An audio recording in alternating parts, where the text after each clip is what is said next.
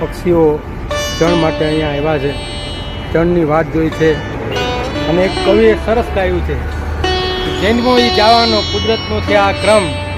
અહીંયા કોઈ અમરપટો લખાવીને નથી આવ્યું, પણ કંઈક સમય મેળવ્યો છે, કંઈક ટાઈમ મેળવ્યો છે, કંઈક ભગવાને તમને દીધું હોય અને અનુકૂળતા હોય અને કંઈક જન્મ સફળ કરવાની ઈચ્છા હોય તો કોઈ પણ ક્ષેત્રમાં એવા પક્ષીઓ જ્યાં ચણની વાટ જોતા હોય ત્યાં ચણ પહોંચાડો અને ઈશ્વરને ગમે એવું કર્મ કરો.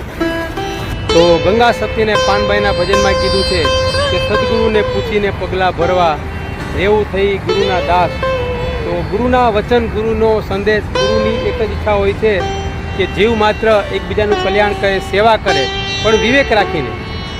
અગર તમે સેવા કરો કોઈ પણ જાતની, સમાજ સેવા કરો કે કોઈ પક્ષીને, કોઈ પણ XY Z, તમારું જે આત્મચિંતન પણ વિવેક નહીં હોય ને તો ઈશ્વરી સેવા મૂલ્યવાન નથી સ્વીકારતો.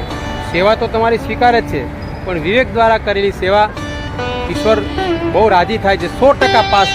એમાં જરાય ફેરફાર નહીં.